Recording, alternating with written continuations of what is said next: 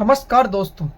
22 अक्टूबर 1764 ये एक ऐसी तारीख है जिसने भारत के इतिहास को ही बदल दिया और हमको अंग्रेज़ों का गुलाम बनने में विवश कर दिया।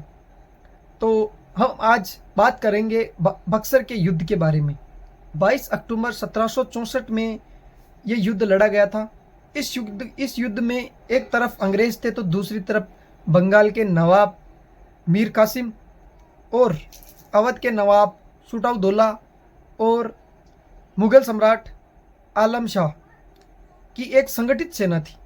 इस युद्ध की पृष्ठभूमि के पीछे हम बात करें तो बहुत सारी ऐसी परिस्थितियां हैं। इसमें मुग़ल सम्राट की कमजोरी और बंगाल के नवाब सिराजुद्दौला की अनियमित शासन व्यवस्था और ब्रिटिश कंपनी की भारतीय विद्रोह को दबाने की इच्छा बक्सर का युद्ध ईस्ट इंडिया कंपनी के मुनरो और मुगल और नवाबों की सेनाओं के मध्य लड़ा गया था और भारतीय इतिहास में बक्सर अत्यधिक महत्व रखता है, जिसने हमारे आज का भविष्य तय किया था। क्योंकि अगर वह युद्ध अंग्रेजों ने ना जीता होता तो आज शायद भारत का भविष्य कुछ अलग होता। हम कभी अंग्रेजों के गुलाम ही नहीं होते और भारत कभी जो सोने की चिड़िया हुआ करता था तो कभी गरीब देश बना ही नहीं होता है। गरीब तो बनना नहीं होता, गरीब तो वैसे नहीं है इंडिया। तो आज की इस महत्वपूर्ण वीडियो में आपको बक्सर के युद्ध के जानने के लिए हमको थोड़ा पीछे जाना पड़ेगा। शुरुआत से अंत तक की कहानी आपको बताएंगे। 1760 के दौर में उस समय भारत पर मुगलों की अच्छी खासी पकड़ थी। धीरे धीरे अंग्रेज भी अपनी ताकत को बढ़ा रहे थे। उस समय अंग्रेजों की सहायता मीर कासिम बंगाल के नवाब जो अंग्रेजों की सहायता से बना था, उसने ये महसूस किया कि उसे हर वक्त अंग्रेजों की हुकूमत का आदेश दिया जाता है। उसे अपने राज्य में क्या करना है, क्या फैसला लेना है, किस तरह का फैसला लेना है, अंग्रेजों की इजाज़त लेनी पड़ती थी। मीर कासिम को ये अंग्रेजों की इशारों पर नाचना बिल्कुल भी पसंद नहीं आया। उसने अंग्रेजों का जो फैसला आता था उसको मानने से इनकार कर दिया, जिसके बाद अंग्रेजों ने उसे नवाब पद से हटा दिया। इस अपमान के कारण मीर कासिम ने अंग्रेजों का कट्टर दुश्मन बन गया। उसने उस युद्ध करने के लिए तैयार हो गया था। ताकतवर सेना सामने खड़ा नहीं हो सकता, ताकतवर सेना उस टाइम थी नहीं, तो सामने तभी खड़ा होगा ना तो ताकतवर सेना होगी। तो इसलिए वह बंगाल से पटना पहुंचा और पटना से वह अवध के नवाब सुराउदौला के शरण में चला गया। सुराउदौला नवाब था अवध का, जिसके पूर्वज लंबे समय से अवध पर एक ताकतवर पकड़ बनाए हुए थे। मीर कासिम ने ये सारी बातें सुराउदौला को बताई, कैसे अंग्रेज अपने इशारों पे उसे नचा रहे हैं, अंग्रेज किस तरह उन्हें गद्दी से हटाकर मुगल साम्राज्य को अपने अधीन करना चाहते हैं। सुराउदौला अंग्रेजों के इस मंसूबे से वाकिफ था, जिसके कारण जल्द ही सुराउदौला मीर कासिम की सहायता के लिए तैयार हो जाता है, सहायता करने के लिए तैयार हो जाते हैं। दोनों अंग्रेजों के युद्ध के लिए एक बड़ी सेना तैयार करने लग जाते हैं। यह बात जब अंग्रेजों के पास पहुंची तो उन्होंने भी युद्ध की चुनौती दे दी और दोनों ओर से एक बड़ी सेना का निर्माण कर दिया गया। युद्ध की तैयारी शुरू हो गई और उस समय भारतीय इतिहास के सबसे बड़े युद्ध में से एक था जिस पर भारत के भविष्य दांव पर था। सबसे बड़ा युद्ध था जिस पे भारत का भविष्य दांव पर था। 28 अक्टूबर 1764 को गंगा नदी के तट पर स्थित बक्सर नामक स्थान पर दोनों सेनाओं के मध्य भीषण युद्ध हुआ और इस युद्ध में लाखों सैनिक शामिल थे और ये युद्ध इतना भीषण था कि कुछ घंटों के बाद दोनों ओर से हजारों सैनिकों की जान चली गई और मुगल सेना की ताकतवर तोपें और जो तोपगाड़ी थी वो बादशाह नवाब शाह आलम द्वितीय के पास थी, जिन्होंने ब्रिटिश सेना को काफ़ी क्षति पहुंचाई थी। नुकसान तो हुआ ही होगा, तोप के सामने नुकसान ही होता है। हालांकि नवाब सुराउदौला के सेनापति मीर कासिम ने इसमें एक गलती कर दी थी और उन्होंने क्या करा, सीधे अपनी सेना को हमला करने के लिए कह दिया, जो एक गलत फैसला था। साथ ही मुगल सम्राट शाह आलम ने अंग्रेजों से समझौता कर लिया। लो साहब, मिल गया धोखा। वहीं मीर कासिम युद्ध क्षेत्र छोड़कर भाग गया। अभी भी अवध के नवाब सिराजुद्दौला कुछ समय के लिए युद्ध जारी रखा, परंतु अंत में उसने भी कोटा नामक स्थान पर आत्मसमर्पण कर दिया। परिणाम स्वरूप बक्सर के युद्ध में ब्रिटिश सेना को ऐतिहासिक जीत मिली। मुगल सेना नवाबों की सेना को बुरी तरह हरा दी थी। इस तरह भारत के इतिहास में अंग्रेजों की यह सबसे बड़ी जीत थी, जिसने मुगल शासक को मन ही मन अंग्रेजों के लिए डर बैठ गया था। मतलब अंग्रेजों के लिए मतलब मुगल शासकों को डर बैठ गया था, मुगल शासकों को डर बैठ गया था अंग्रेजों से। और दूसरे कई राज्यों के शासक अंग्रेजों से मिलने लगे। दूसरे शासक थे वो अंग्रेजों से मिलने लगे थे, हाँ भाई तेरी बात मानेंगे, उसमें क्या क्या दिक्कत है।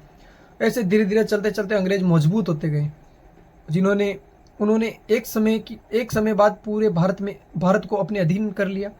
और युद्ध के पश्चात नवाब सरदुल्ला और मीर कासिम को ब्रिटिश शासन ने शर्मनाक पराजय दी और उन्हें बंगाल से बाहर निकाल दिया गया। इसके बाद ब्रिटिश ईस्ट इंडिया कंपनी ने बक्सर समझौता किया। इस समझौते के तहत मुगल सम्राट को अपनी सेना बंगाल से वापस ले जानी पड़ी और नवाब मीर कासिम को अधिकारियों की न्यायिक शक्ति को नष्ट करके ब्रिटिश कंपनी के अधीनस्थ स्थानांतरित किया गया। इस युद्ध के बाद भारतीय उपमहाद्वीप में ब्रिटिश साम्राज्य की स्थापना हुई। बक्सर के युद्ध के बाद हेस्टिंग्स ने बक्सर संधि का एक समझौता किया, जिसमें ब्रिटिश ईस्ट इंडिया कंपनी की सत्ता और आर्थिक शक्ति में मजबूती आई। उन्होंने ब्रिटिश सत्ता को भारत में स्थापित करने का रास्ता साफ कर दिया। इससे अंग्रेजों को बंगाल, बिहार, उत्तर प्रदेश आदि जैसे क्षेत्रों पर अधिकार मिल गया। बक्सर युद्ध के कारण और परिणाम इसकी लड़ाई के पीछे कई कारण थे। ईस्ट इंडिया कंपनी अपनी शक्ति बढ़ाने के लिए मुगल साम्राज्य के खिलाफ सरदुल्ला की मदद ली थी।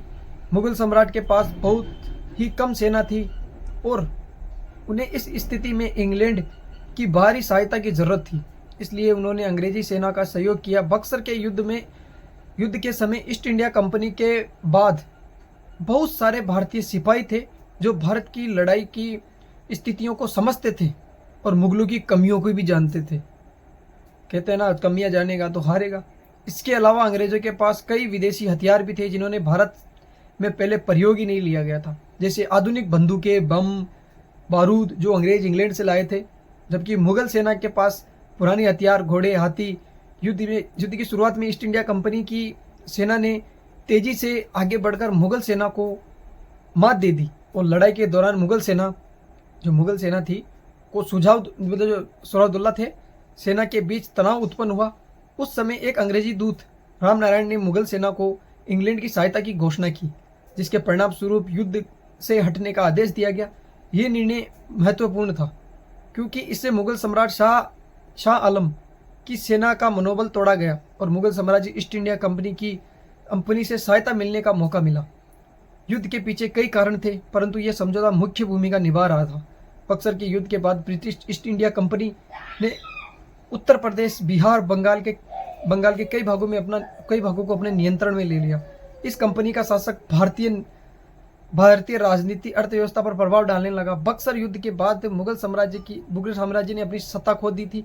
ब्रिटिश कंपनी का वर्चस्व और मंजूरी दी। मुगल साम्राज्य के पतन के बाद ब्रिटिश ईस्ट इंडिया कंपनी का भारत में विभिन्न राज्यों में शासन हो गया और अवसर मिलने के बाद यह युद्ध ब्रिटिश ईस्ट इंडिया कंपनी के विरुद्ध भी देखा जाता है, क्योंकि इसके बाद से ही अंग्रेजों ने मुगलों को दबाना शुरू कर दिया था और मुगलों की ताकत धीरे धीरे कम हो गई थी, सीमित हो गई थी, जिसके चलते युद्ध में जीत के बाद अंग्रेजी सेना पहले से भी ज़्यादा ताकतवर हो गई थी जीतने के बाद, और ताकत में समृद्धि मिली, जिसका पैसा प्रयोग आखिर उन्होंने हथियार खरीदने और सेना में लोगों को भर्ती किया। सेना में पैसा खर्च हुआ, जिससे आगे चलकर पूरे भारत में अपनी पकड़ बनाने में मजबूती मिली। बक्सर के युद्ध के बाद ईस्ट इंडिया कंपनी ने भारतीय राज्य और साम्राज्य के साथ संधि करने की योजना बनाई। इसके परिणाम स्वरूप ब्रिटिश ईस्ट इंडिया कंपनी 1765 में कलकत्ता की संधि में समाप्ति के बाद मुगल साम्राज्य के अधीन बंगाल का प्रशासन संभाला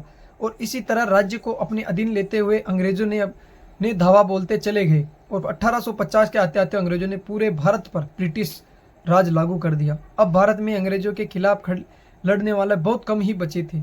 इसके बाद अंग्रेजों ने भारत की अर्थव्यवस्था को इस तरह चूसना शुरू किया कि जो अर्थव्यवस्था एक समय में दुनिया की सबसे बड़ी अर्थव्यवस्था में एक हुआ करती थी, उसे करीब 100 साल के बाद ही 1947 के आते आते आज़ादी से पहले तक अंग्रेजों ने दुनिया के सबसे गरीब अर्थव्यवस्था में लाकर खड़ा कर दिया। वैसे दोस्तों, आपसे मैं जानना चाहता हूँ कि अंग्रेजों ने हमें इतना बुरा लूटा, इतना बुरा, हद से ज़्यादा, इस बक्सर के युद्ध और एक प्लास्टिक के युद्ध, इन युद्धों के बाद ही अंग्रेजों ने अपने ऊपर अधिकार करना शुरू करा था। आपको क्या लगता है, भारत पर कभी अंग्रेजों की हुकूमत नहीं होती, अंग्रेजी हुकूमत नहीं होती तो भारत का दृश्य क्या होता? अगर नहीं होती तो आप कमेंट करके बताना, इस बात का जवाब देना मेरे को। और आई होप आपको वीडियो बहुत अच्छी लगी होगी। अगर वीडियो अच्छी लगी तो लाइक करना, और चैनल पे नए हो तो चैनल को सब्सक्राइब करना और लाइक करना। और मिलते हैं नेक्स्ट वीडियो में नई एनर्जी के साथ। जय हिंद, जय भारत।